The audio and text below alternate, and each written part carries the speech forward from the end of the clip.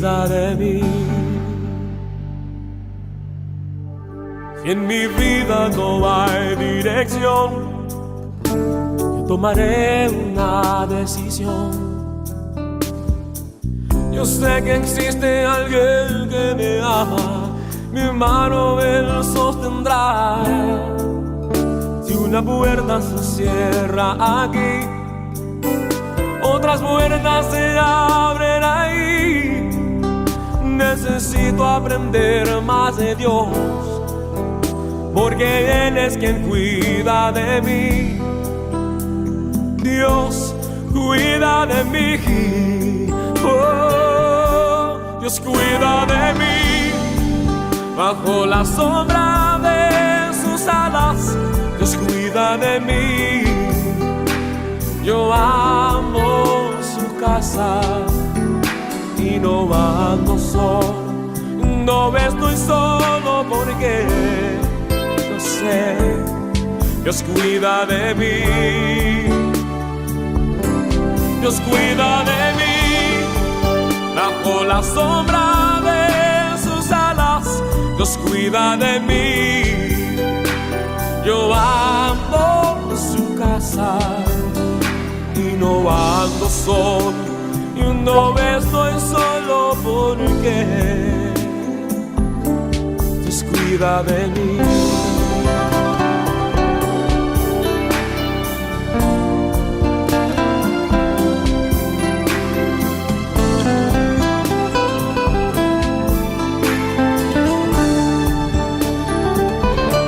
Dios cuida de mí. Bajo la sombra de sus alas, Dios cuida de mí. Yo amo su casa y no ando solo. No estoy solo porque lo sé, Dios cuida de mí. Dios cuida de mí. Bajo la sombra de sus alas, Dios cuida de mí. Yo amo su casa y no ando solo. No estoy solo porque Dios cuida de mí. Yo sé, Dios cuida de mí.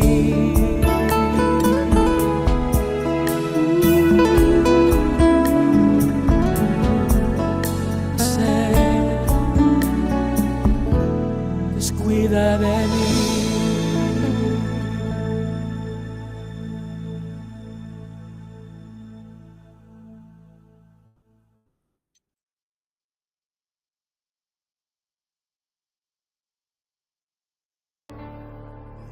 Hace unos años atrás recibí un correo de una señora que estaba en el hospital, sentada en un asiento, y le estaban administrando quimioterapia.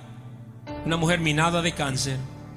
Ella sabía que no le quedaba mucho tiempo, se estaba haciendo los tratamientos. Me dice: Dani, aquí estoy sentado, ya no puedo más, siento que me muero.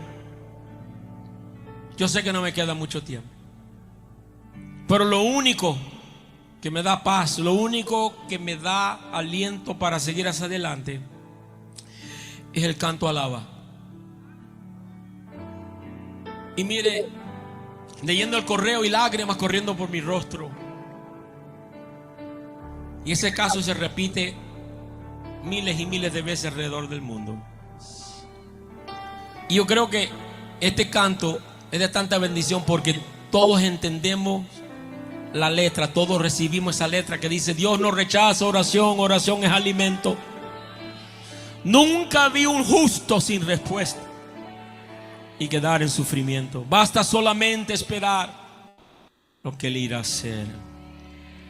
Cuando levanto mis manos, es hora de vencer.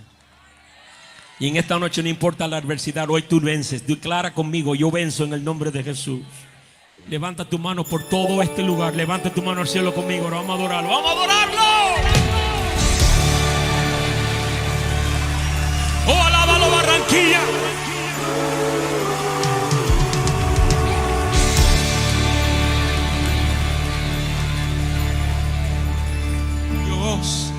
no rechaza oración. Oración es alimento.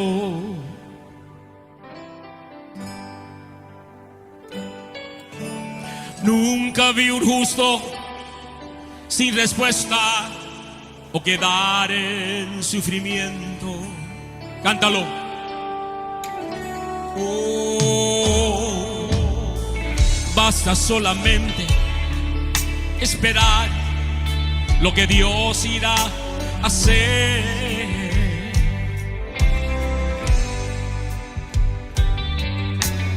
Cuando Él levanta sus manos, es hora de vencer. Levanta tus manos al cielo ahora y alaba, simplemente alaba. Si estás llorando, alaba. Oh, en la prueba, alaba. Si estás sufriendo, alaba. No importa, alaba. Tu alabanza le escuchará. Dios va al frente abriendo camino, quebrando cadenas, sacando espinas. Manda a sus ángeles contigo luchar. Él abre puertas, nadie puede cerrar. Él trabaja para los que confían. Camina contigo de noche y de día. Levanta tus manos, tu victoria llegó.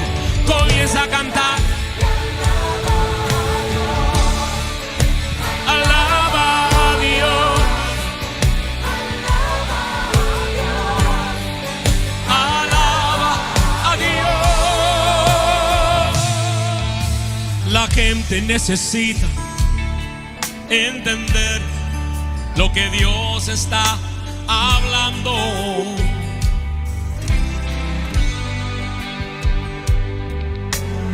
Cuando Él queda en silencio, es porque está trabajando.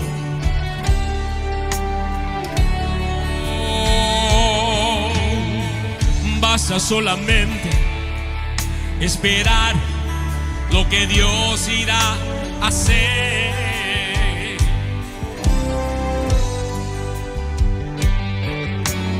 Cuando Él extiende sus manos, es hora de vencer. Vamos a vencer ahora. Levanta tus manos al cielo y alaba. Si estás llorando, alaba. En la prueba, alaba. Si estás sufriendo, alaba. No importa, alaba. Tu alabanza le escuchará. Dios va al frente abriendo camino, quebrando cadenas, sacando espinas. Manda a sus ángeles contigo luchar. Él abre puertas, nadie puede cerrar. Él trabaja para los que confían. Camina contigo de noche y de día. Levanta tus manos, tu victoria llegó. Oh, alábalo, Colombia, alábalo. Alaba a Dios. Oh, alaba a Dios. Padre, bendice a Colombia. Bendice esta tierra, mi maestro. Mira desde los cielos con misericordia. Oh, bendícelo.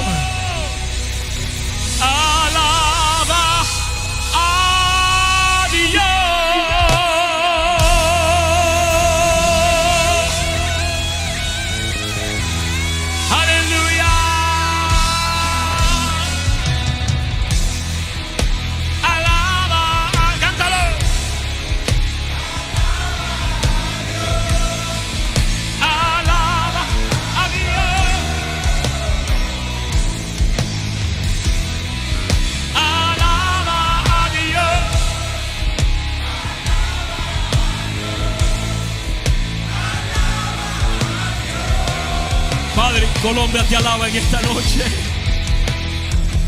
Alaba.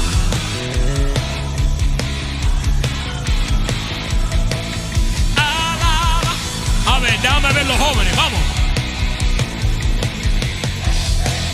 Alaba.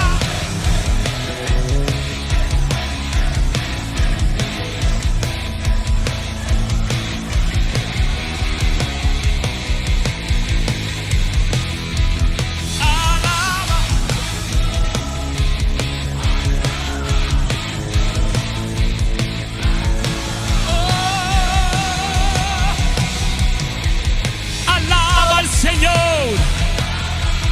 adora al Señor, exalta al Señor, cántale al Señor. A ver, levanta ese grito, levántalo, que todo Colombia te oiga.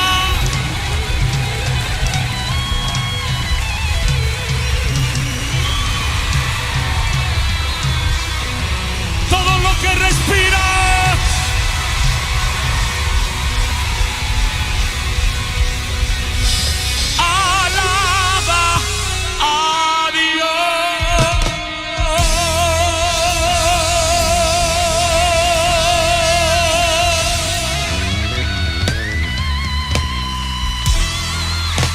Dios bendiga a Colombia.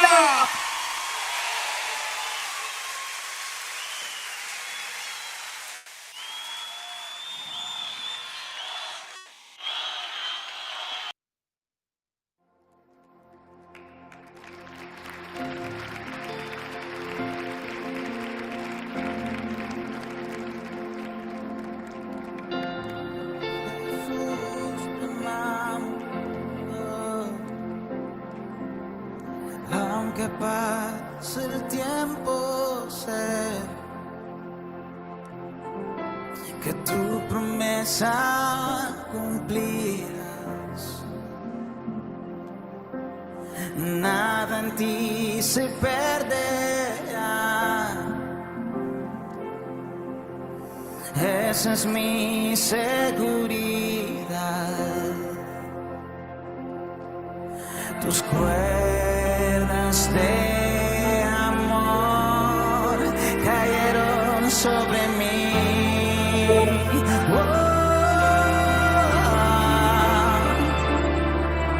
Tus cuerdas de amor cayeron sobre mí.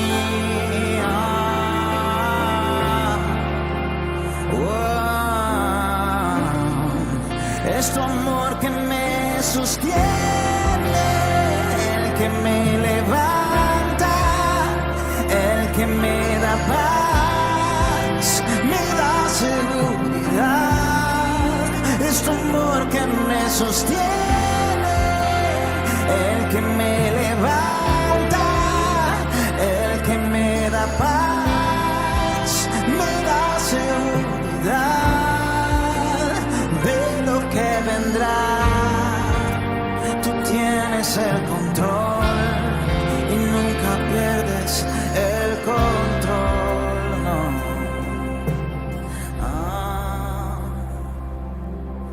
Escucho el eco de tu voz resonando en mi interior. Tus palabras me sostendrán.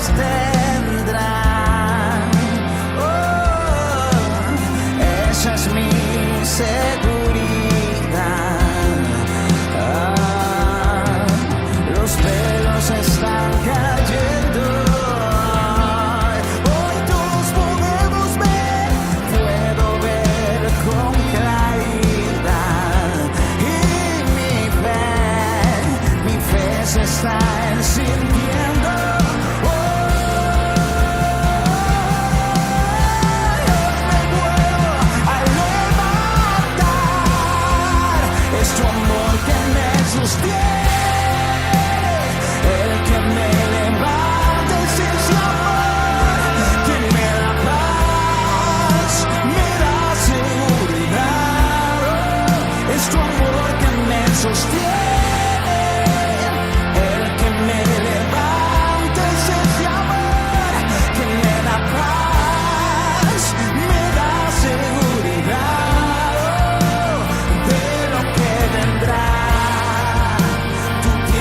tienes el control y nunca pierdes el control, no.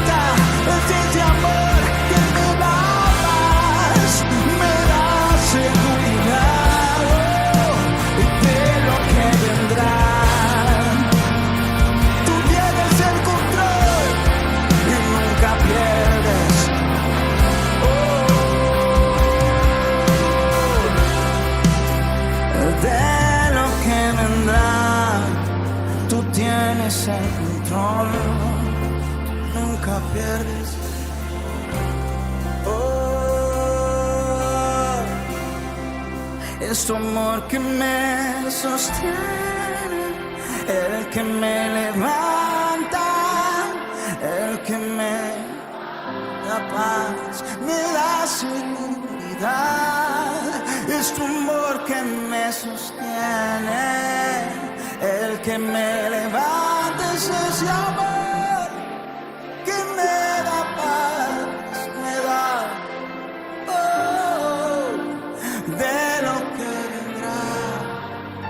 Tú tienes todo el control y nunca pierdes el control. No. De lo que vendrá, tú tienes el control y nunca pierdes.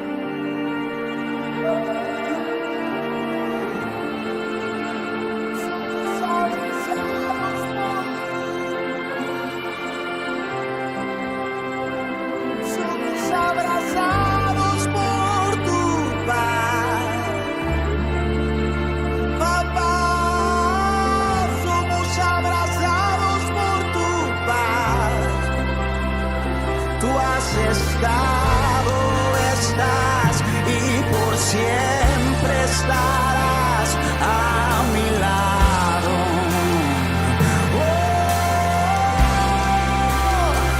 Has estado, estás y por siempre estarás a mi lado.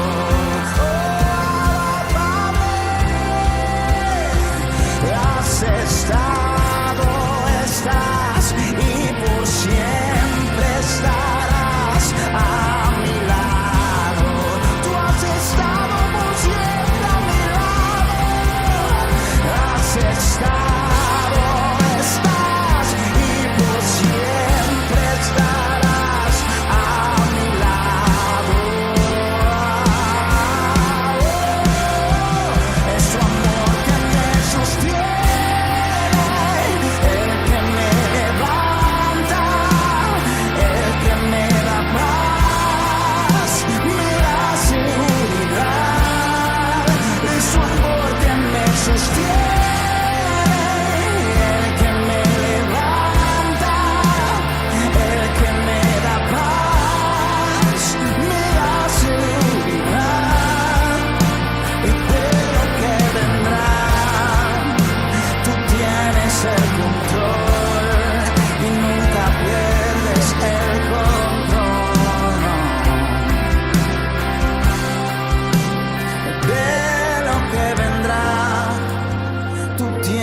tienes el control y nunca pierdes el control.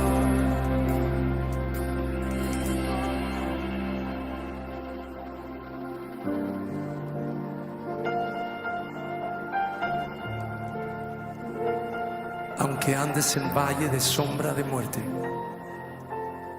no temerás mal alguno, porque el Señor estará contigo. Su vara y su callado te infundirán aliento. Él pondrá mesa para que te sacies de todo su bien en presencia de tus angustiadores. Él ungirá tu cabeza con aceite. Él hará que tu copa rebose. Y el Señor dice: no temas, porque tus tiempos están en mis manos, dice el Señor. Porque tus propósitos están en mis manos, dice el Señor. No temas, no temas. Porque tú vas a estar en el lugar que estás hasta que yo diga que vas a estar. No temas, no temas. Por la sangre derramada en la cruz, tenemos acceso al lugar de nuestro refugio. Tenemos acceso al lugar donde está la gracia. Grace. Grace. Porque por la preciosa sangre. Bueno, hemos tenido este tiempo especial de hermosa alabanza y, y de adoración, ¿verdad?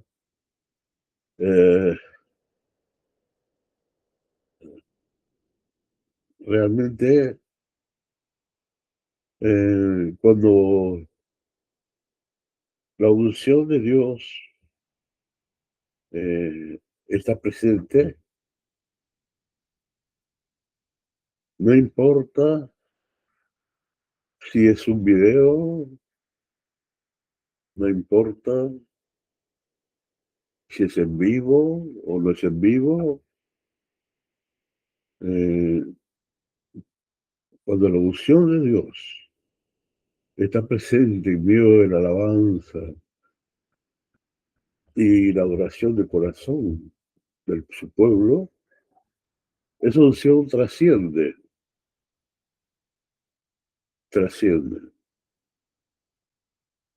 Y es como ahora, yo estoy seguro que lo que han estado viendo desde el principio han percibido la unción del Señor, como yo, ¿no? Aquí yo he percibido, ¿no? Desde la primera canción, la unción ya estaba presente, ¿no? Y claro, no estamos en un servicio de alabanza, oración, ¿no? De explicación. Estamos en un tiempo de enseñanza, pero hoy es domingo.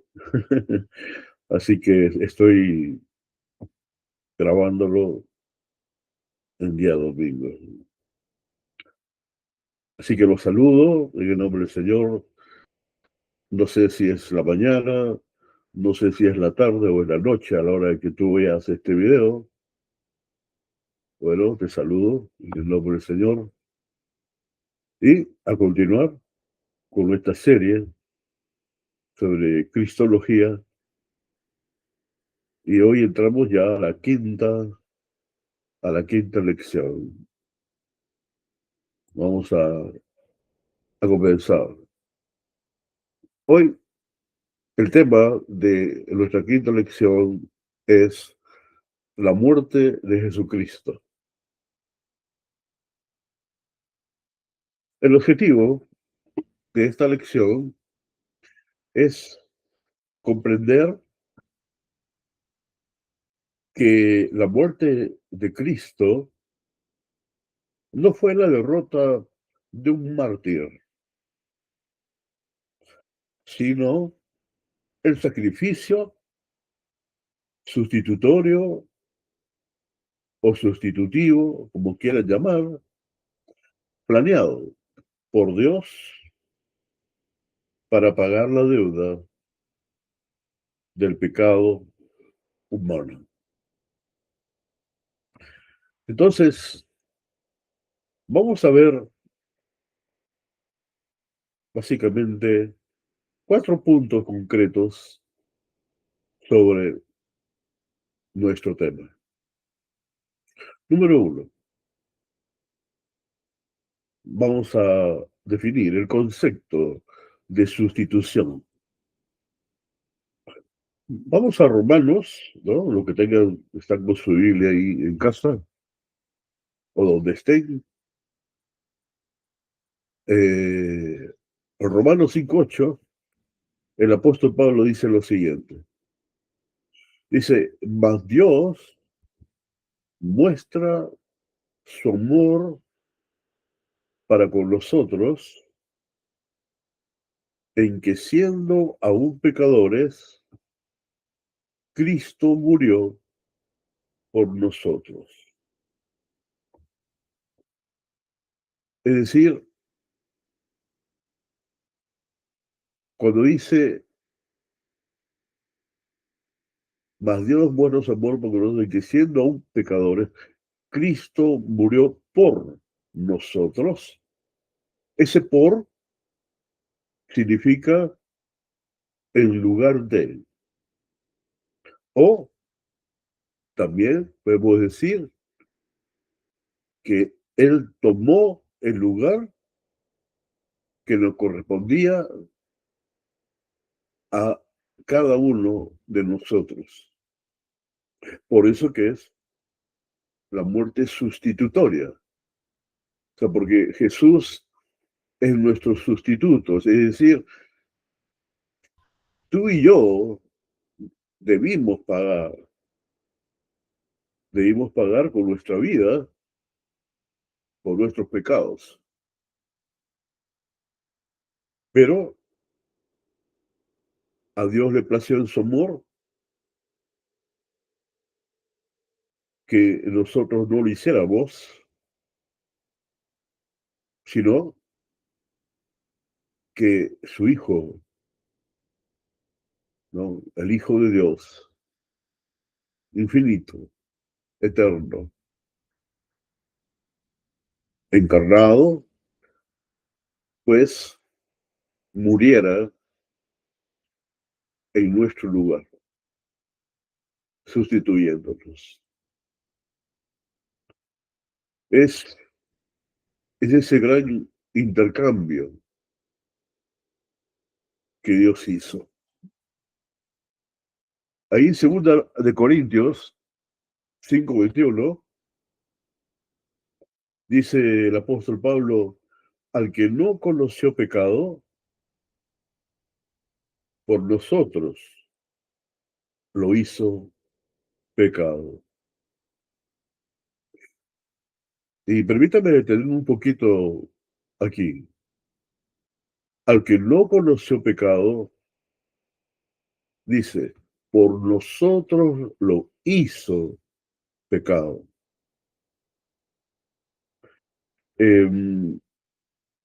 No es que fue declarado meramente, legalmente o algo así. No. Él, según la profecía de Isaías, cuando Jesús estaba en la cruz, la profecía, ¿qué cosa anunciaba? Anunciaba que el pecado de todos nosotros, Dios lo iba a poner sobre él, ¿no? El pecado de la humanidad, ¿no? Bueno, y eso es lo que ocurrió en la cruz.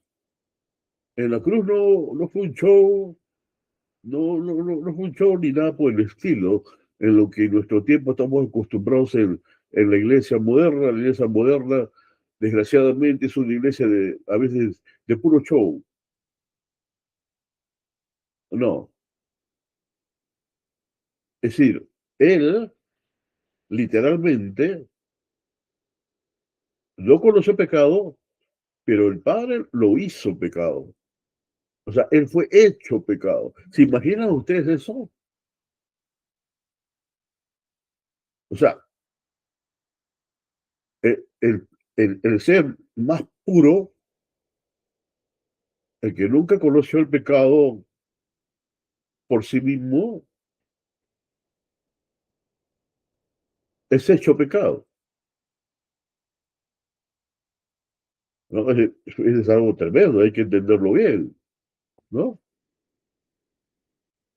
Por eso Pablo mismo, el que escribe estas palabras, Pablo mismo dice, grande es el misterio de la piedad. Dios fue manifestado en carne. Y claro, ¿no? Él tiene presente todo lo que es implicado, ¿no?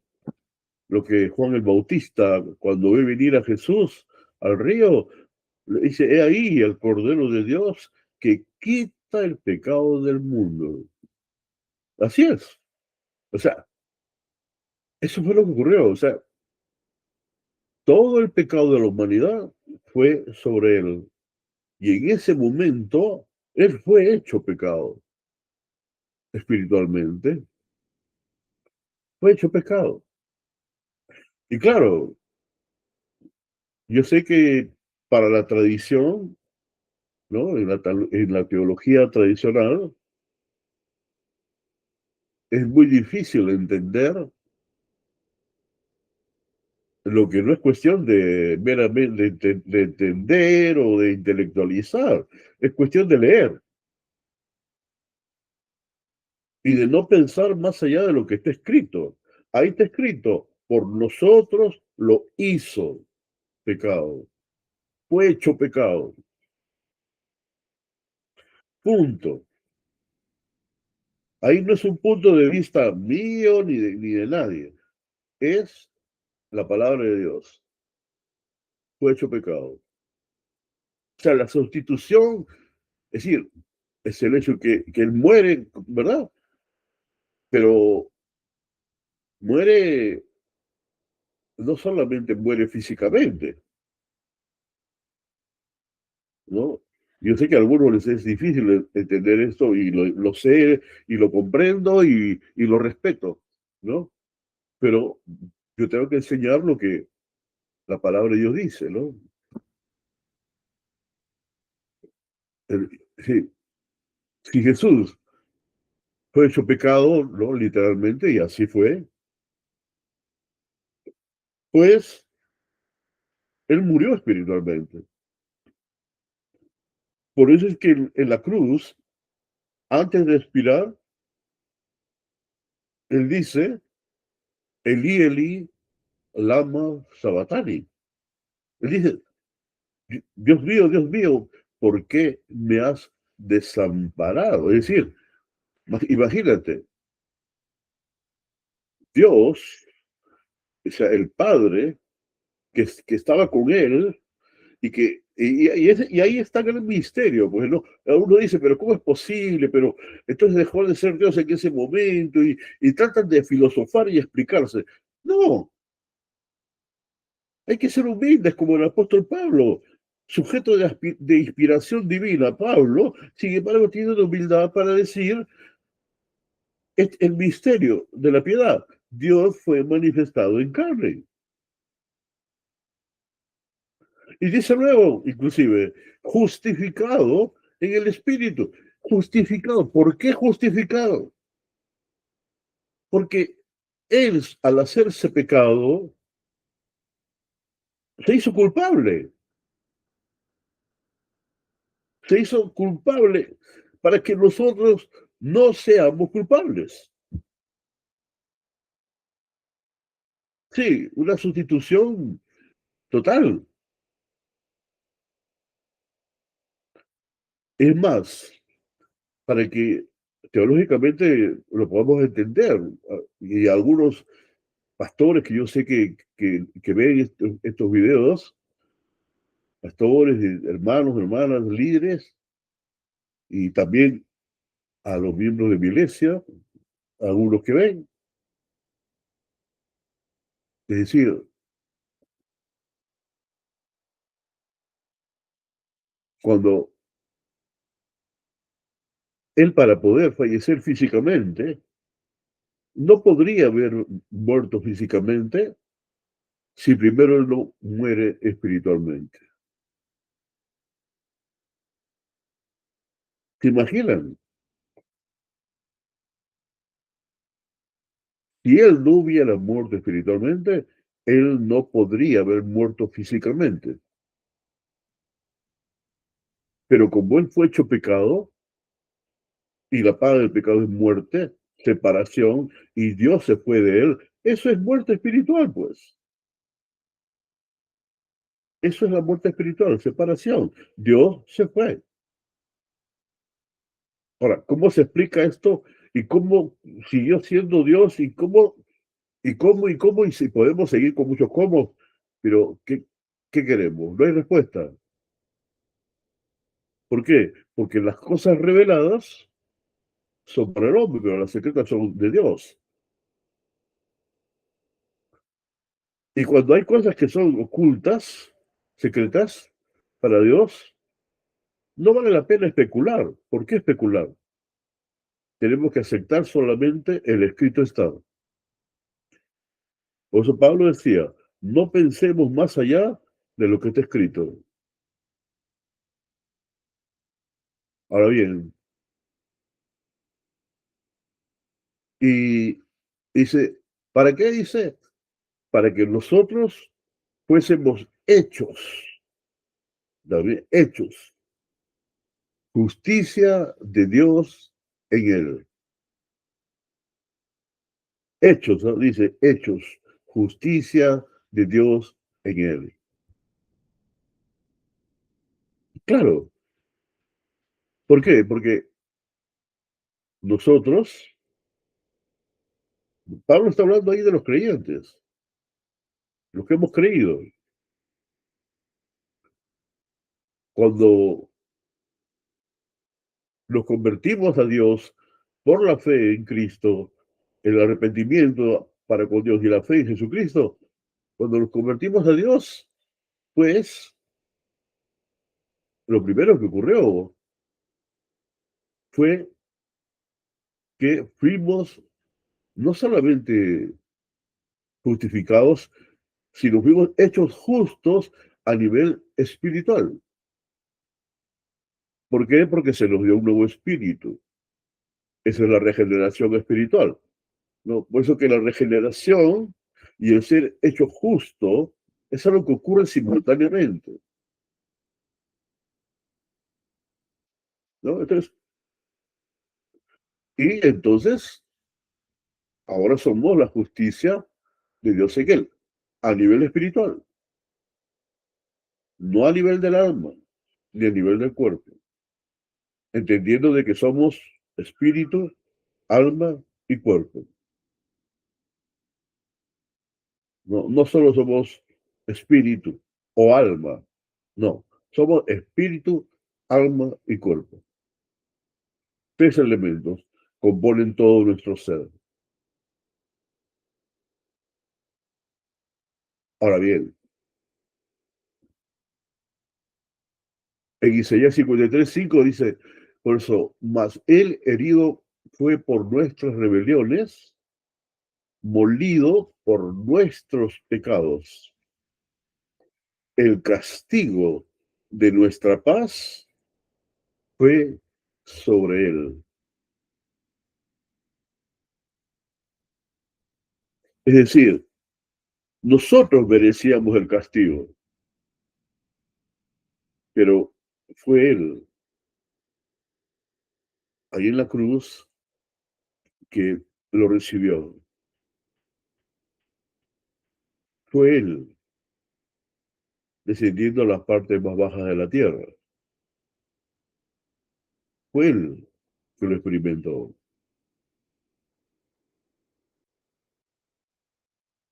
Nosotros no merecíamos la justicia. Nosotros merecíamos ser hechos justos, pero Él nos hizo justos. Porque hemos sido hechos justos en Cristo Jesús.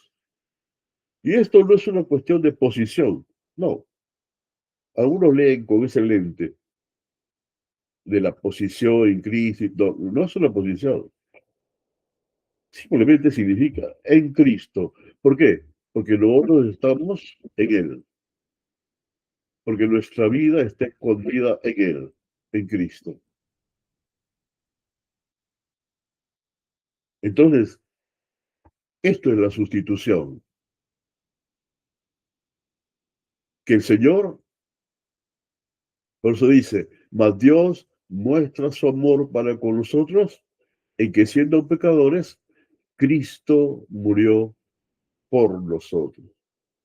Es decir, en lugar de nosotros. Ahora bien, un segundo punto, la propiciación.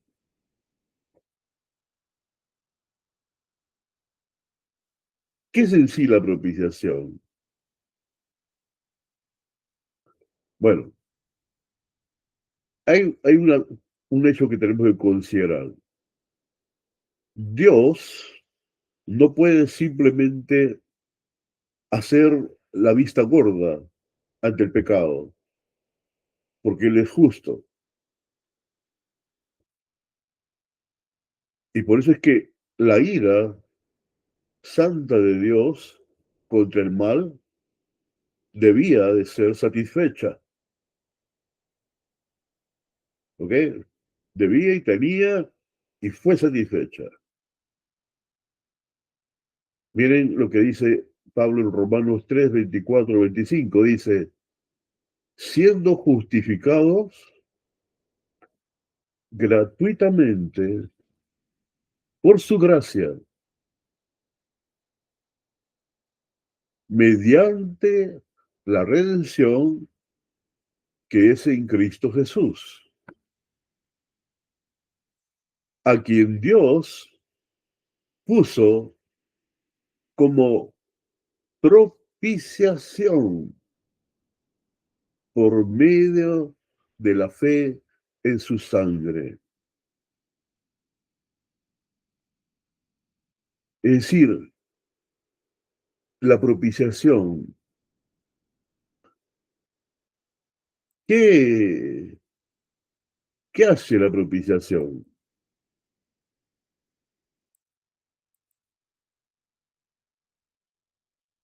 ¿Eh?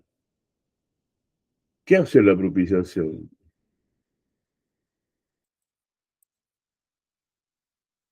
Es decir, la propiciación no solo cubre nuestros pecados, no solo cubre.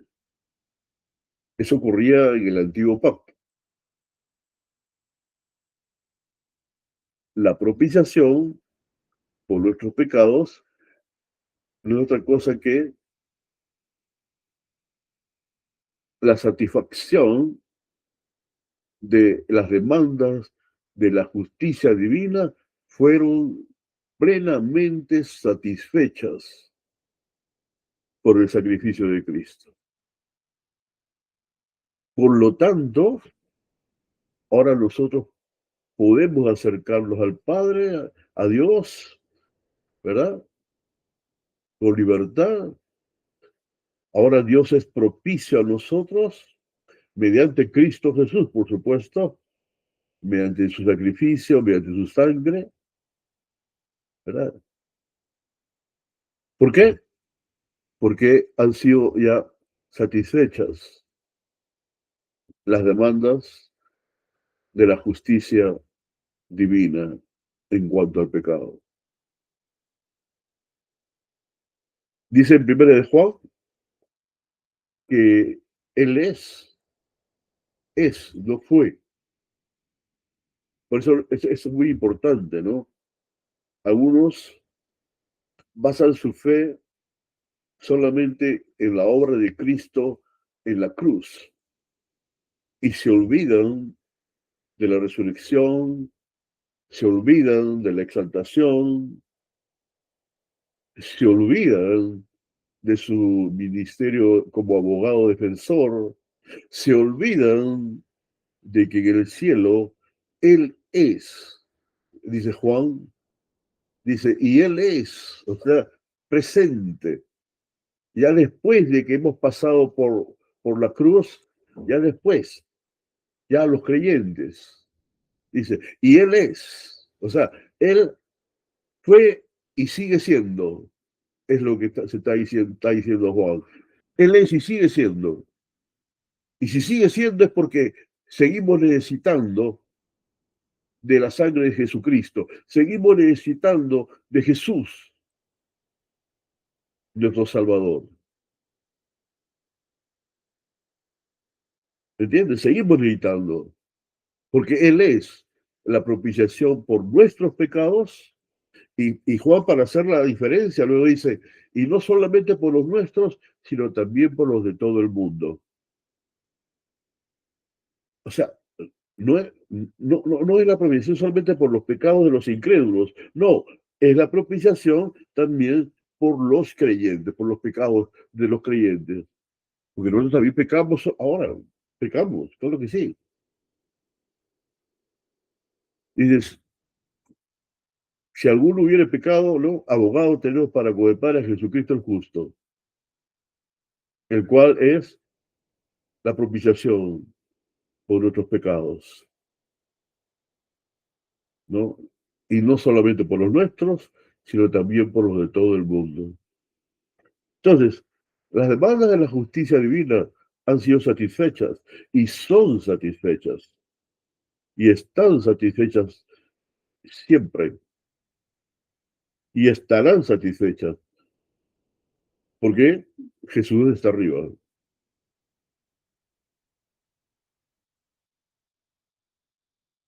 Avancemos. Vamos al tercer punto, la redención. Es decir, este término nos habla de un precio pagado. Nos habla de la obra de Cristo en términos comerciales, porque es un término comercial. Es un término que se usaba en el mercado de esclavos en esos tiempos del Imperio Romano y de los griegos. Un término que se empleaba en el mercado de esclavos cuando pagabas el precio por la libertad de un esclavo. Eso es redimido. ¿Eh? Cuando el precio era pagado y el esclavo era liberado, entonces estaba ya redimido. Términos comerciales, pero que lo aplica Pablo, lo aplica a la obra de Cristo, para que lo entendamos. Es decir, nosotros estábamos en el mercado de esclavos. Sí, éramos esclavos, ¿no? Pertenecíamos a otro dueño, ¿no? El diablo era nuestro dueño. Y éramos esclavos de él y del pecado. Pero Cristo, mediante su obra en la cruz, nos compró la libertad. Y el precio no fue oro ni fue plata, menos bronce. Fue como dice en 1 de Pedro 1, 18 al 19, sabiendo que fuisteis rescatados de vuestra manera de vivir, no con cosas corruptibles como oro o plata, Permítame.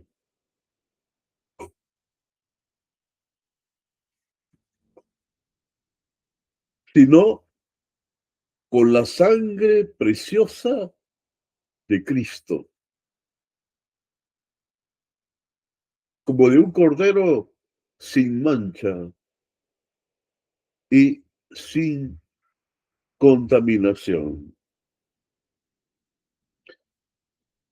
sino con la sangre preciosa de Cristo, como de un cordero sin mancha y sin contaminación.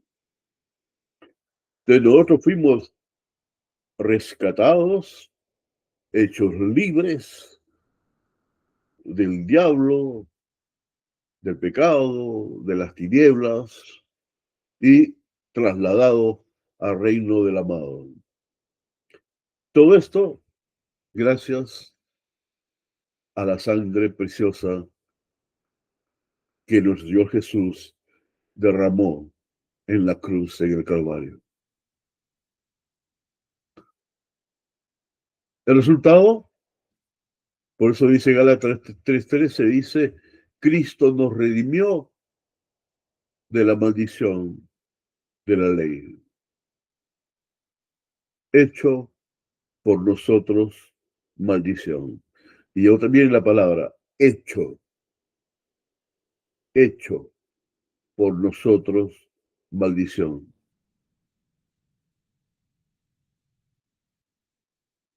Oye, está escrito, maldito todo aquel que es colgado en un madero, ¿no? Jesús fue colgado en la cruz, ¿no? Fue hecho por nosotros maldición. Así que no solo fue hecho pecado, sino también fue hecho maldición.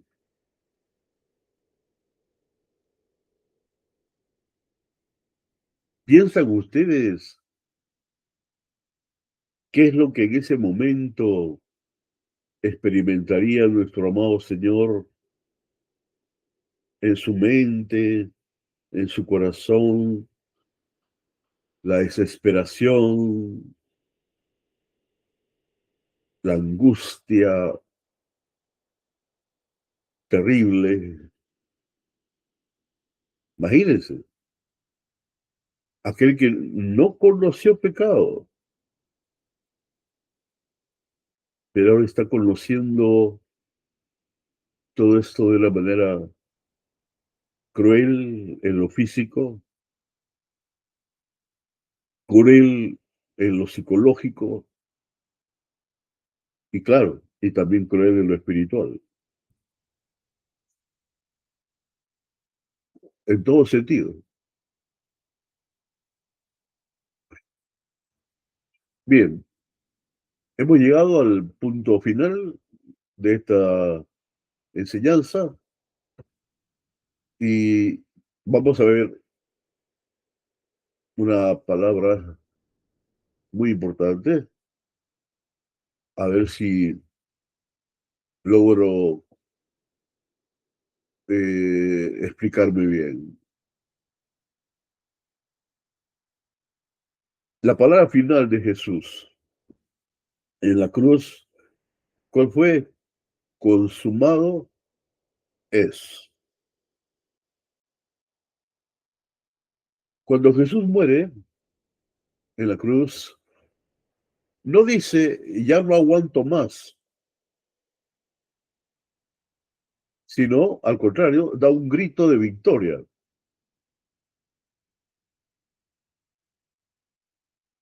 En Juan 19:30 lo registra y dice, y cuando Jesús hubo tomado el vinagre, dijo, consumado es. Y habiendo inclinado la cabeza, entregó el espíritu.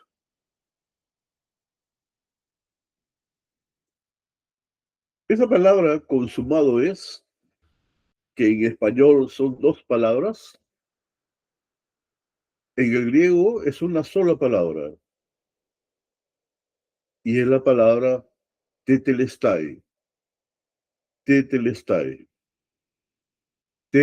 Tetelestai. Ahora bien, vamos a analizar esta palabra. Esta palabra Tetelestai también era un término comercial. Era un término que se escribía en las facturas pagadas y significaba deuda pagada en su totalidad. ¿De qué? Deuda pagada en su totalidad.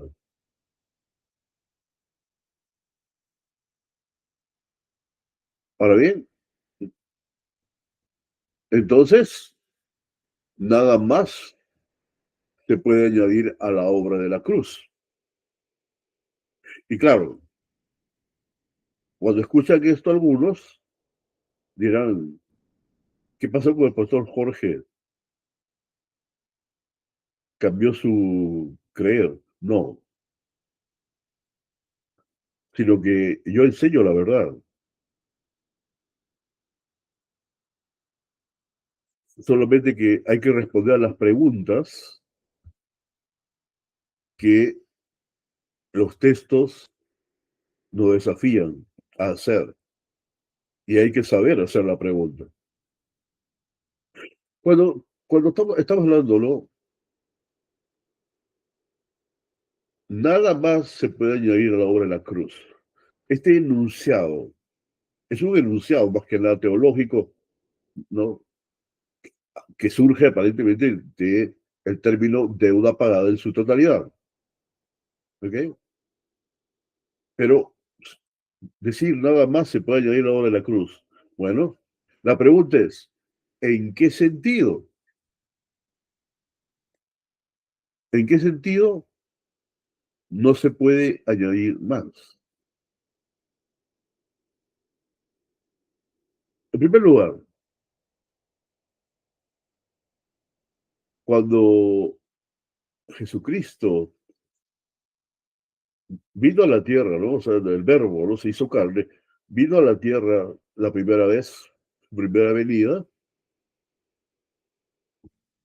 él vino con una clara misión, ¿no? Él vino con una clara misión.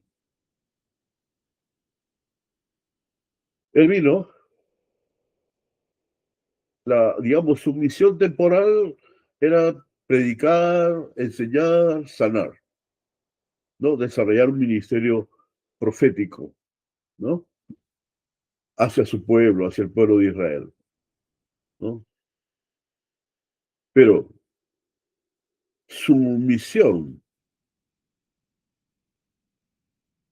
trascendental era convertirse en el Cordero de Dios que iba a quitar el pecado del mundo.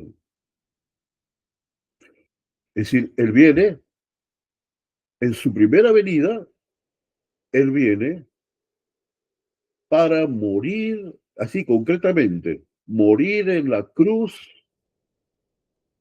por nuestros pecados, para pagar la deuda y a la vez para que quitar la culpa por los mismos. Y pudiéramos tener acceso a una relación nuevamente con Dios. Entonces, Él vino a morir en la cruz para resolver el problema de nuestros pecados. Ahora bien, esto lo hizo, sí, claro que sí. Por eso que gritó, consumado es, tetelestai. Deuda pagada en su totalidad. Claro que sí. Porque en la cruz, el pecado de toda la humanidad fue sobre Él. Ya lo dije anteriormente. ¿Ok? Pero una cosa es que se tiene que entender. Por eso digo, ¿en qué sentido no se puede añadir a la obra de la cruz nada más? Esto yo lo he puesto a propósito, sobre todo para poder un poco esclarecer a aquellos que creen que ese tetelestai es absoluto y que ciertamente no se puede añadir nada a la obra de la cruz. Pues bien, miren ustedes, Cristo muere en la cruz por nuestros pecados, ¿está bien? Murió en la cruz. La sangre fue derramada, entonces ya se contaba con el precio a pagar por la redención. Muy bien. Pero ahí no acaba el asunto. Jesús murió en la cruz, pero fue sepultado. Y al tercer día resucitó de entre los muertos. ¿Y saben qué dice el apóstol Pablo al respecto en Romanos capítulo 4? Los dos versos finales, dice, Él fue entregado, o sea, en la cruz, por nuestras transgresiones, es decir, por nuestros pecados. Es decir, murió en la cruz por nuestros pecados. Pero, dice, resucitado, y fue resucitado, es posterior, crucifixión, sepultura, resurrección, y resucitado para nuestra justificación. Es decir, la justificación fluye, lógicamente, de la sangre de Jesucristo, pero corroborada por la resurrección, es decir, Dios Padre levantó a Jesucristo de la muerte, lo levantó.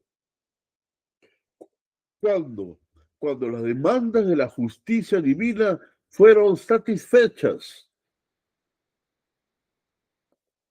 Si no hubiera sido necesario nada más, entonces bastaba la crucifixión y de ahí simplemente, de una manera automática, ya murió, ya derramó su sangre, bueno, resucitarlo y llevárselo al cielo al instante. Pero no fue así, pues. Fue sepultado y resucitado para nuestra justificación. Ahora, ¿qué es la justificación? ¿Qué es la justificación? La justificación, ese es un acto justamente legal, porque es un acto declaratorio de parte de Dios, declarando que las demandas de su justicia han sido satisfechas. Por lo tanto, o sea, el juez sentencia y dice, culpables, no, inocentes.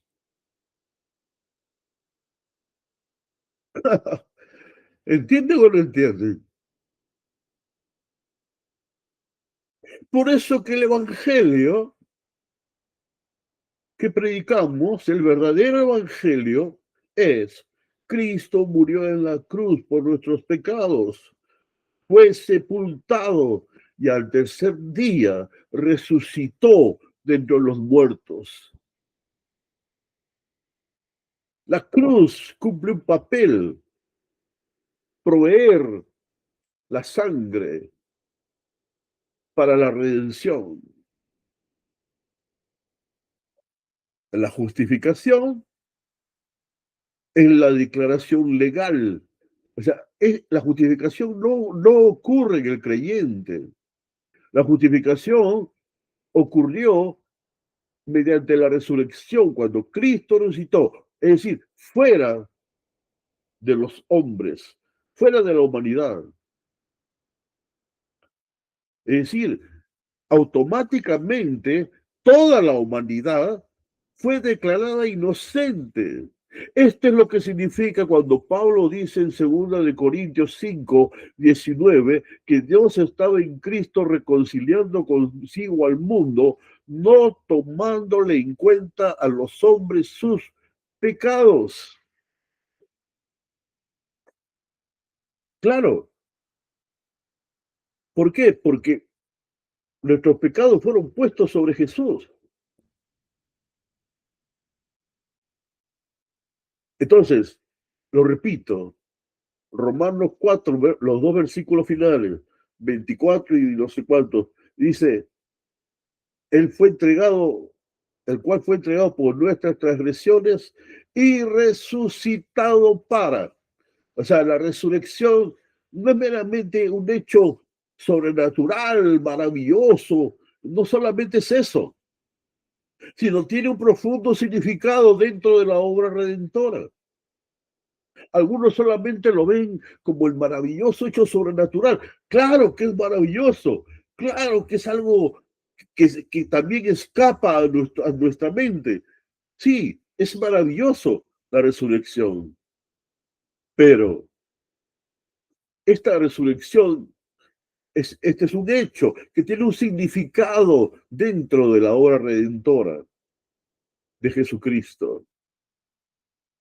Es cuando el Padre declara a la humanidad inocentes. Entonces, a partir de ese momento,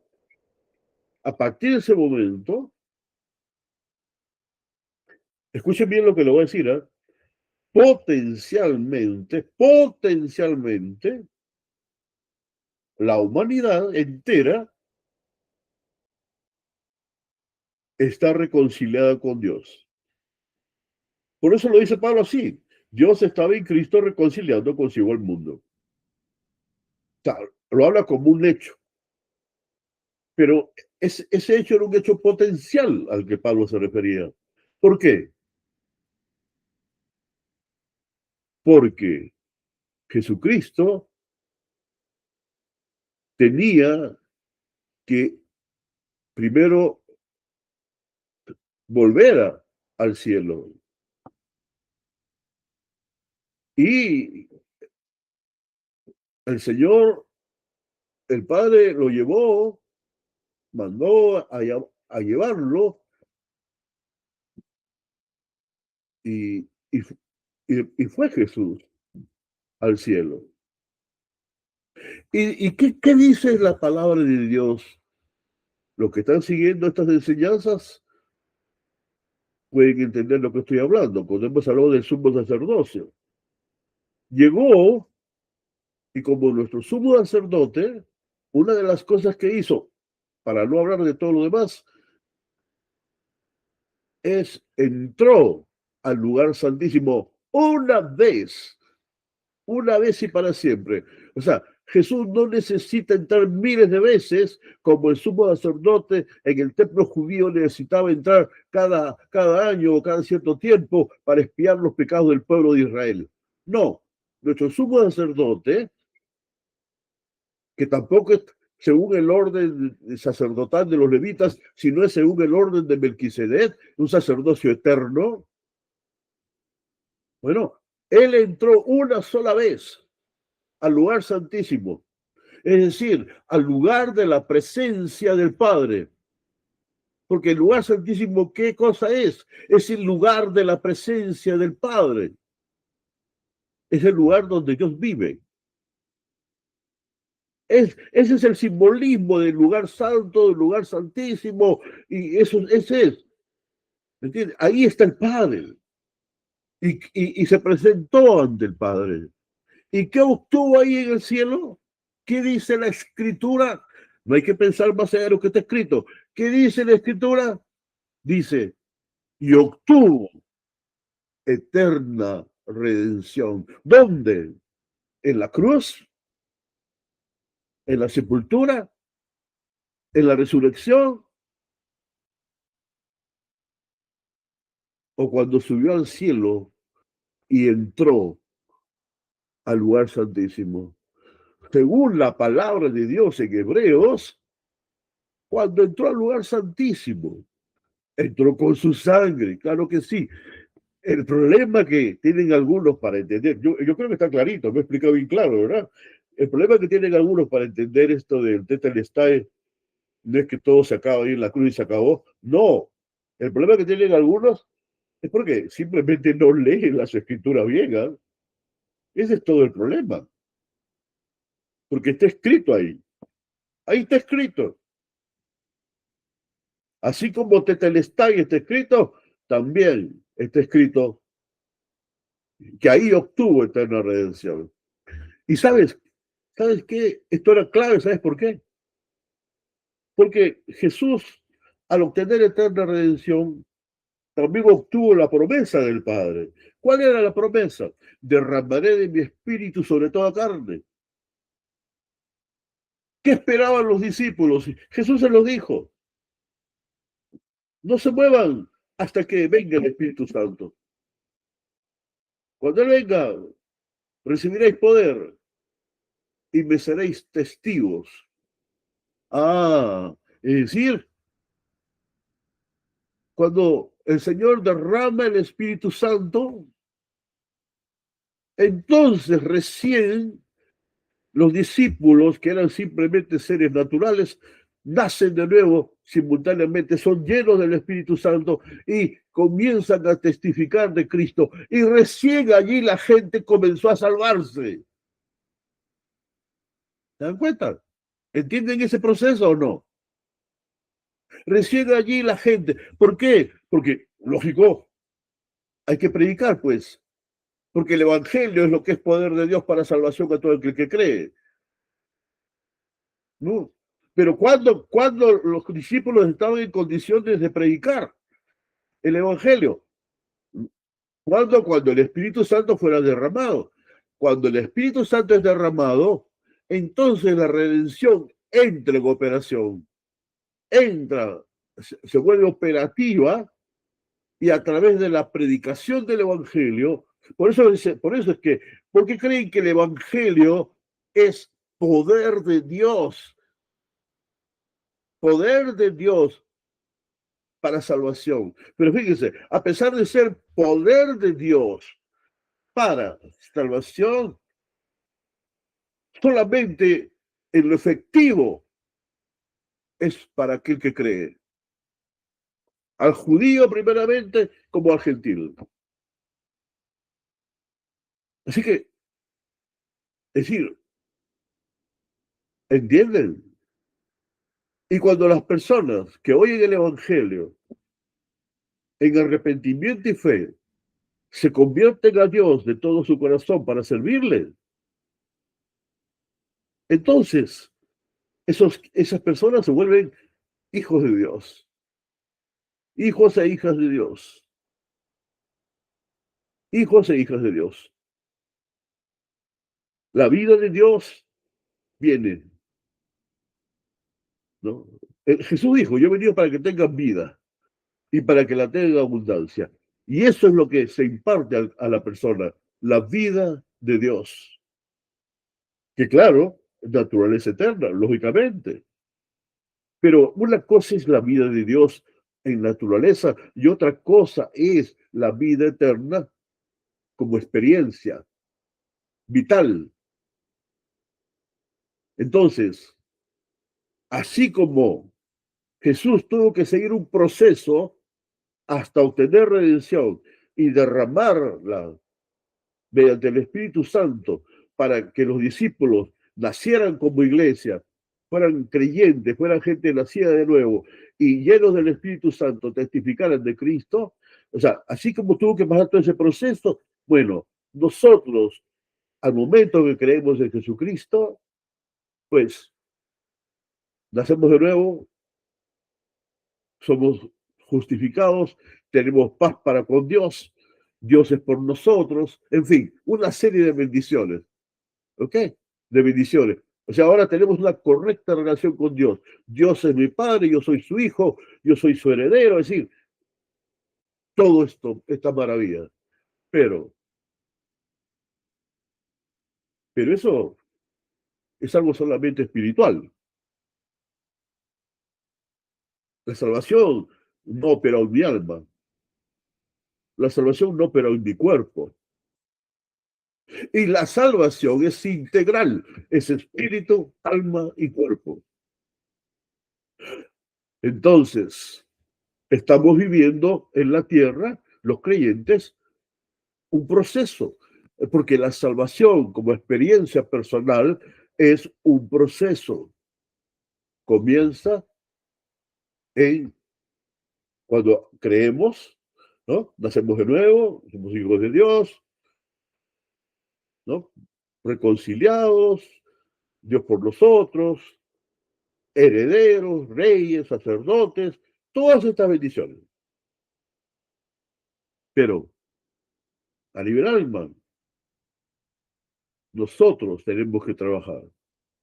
Por eso que Pablo dice en Romanos 6:22, ahora que habéis sido libertados del pecado, eso es el salvo en lo espiritual, ahora que habéis sido libertados del pecado y hechos siervos de Dios, ojo, no solamente hemos sido hechos libres, también hemos sido hechos siervos, somos siervos de Dios. Todos los creyentes somos siervos de Dios. No hay siervos especiales, no, todos somos siervos de Dios. Todos. No todos son dones de ministerio, pero todos somos siervos y siervas del Dios Altísimo. Todos. En la iglesia no hay, y como dicen algunos laicos y reverendos, no. Toda la iglesia es sacerdotal. Somos sacerdotes. Toda la iglesia está consagrada, o al menos debe estar consagrada, debe vivir su sacerdocio. ¿Ok? Así es. Ahora bien, entonces, libertado del pecado, hechos siervos de Dios, dice, tenéis por vuestro fruto, no fruto de Dios, no fruto del Espíritu, fruto, vuestro fruto, la santificación. Y como fin, la vida eterna.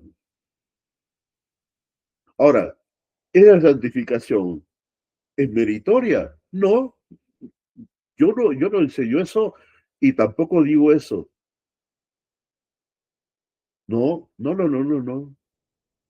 La salvación de principio a fin es por gracia mediante la fe. Pero no una gracia barata ni una fe licuada. No. Una gracia, esa gracia que nos justifica y regenera por la fe, esa misma gracia nos capacita, nos dota,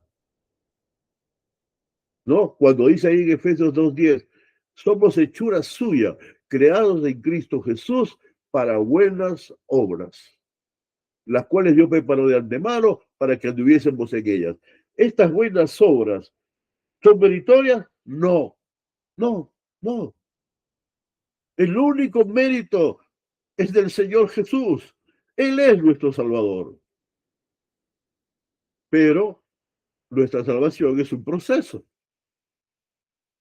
Y es por eso que la gracia y la fe genuina bíblica no nos hace libertinos ni irresponsables. Al contrario, la gracia y la fe genuina en Cristo nos hace responsables. ¿En qué sentido? Es decir, ¿qué? ¿Responsables por nuestra salvación? No, responsables por nuestra relación con Dios, por nuestra comunión con Él, responsables por cultivar nuestra fe. Por eso es que nuestra fe es la que es probada, como Pedro dice, ¿no? Nuestra fe es la que es probada todo el tiempo, ¿no? Así es. ¿Por qué? Porque la salvación de principio a fin es por gracia por medio de la fe. Pero de principio a fin, desde el nuevo nacimiento hasta la glorificación. Entonces, ¿qué nos toca a nosotros? Avanzar en santificación.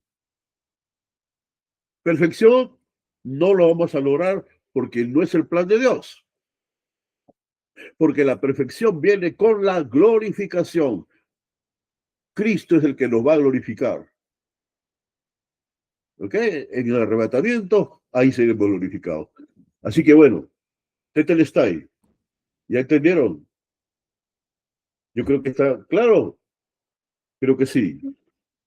Bueno, si no, lo siento, soy un pésimo maestro. Bendecidos, nos estamos viendo en la próxima sesión. Ya en la sexta, estamos avanzando en nuestro seminario intensivo de Cristología. Y bueno, el seminario intensivo va más allá, ¿no? Porque vienen otros cursos, igual, van a ser igualmente intensivos. Y esto queda, es lo bueno que queda para que hagan libros, para que se reproduzcan los videos, en fin, queda para la iglesia, en fin, para lo que hay que hacer, pues, ¿no? Formar nuestra propia gente.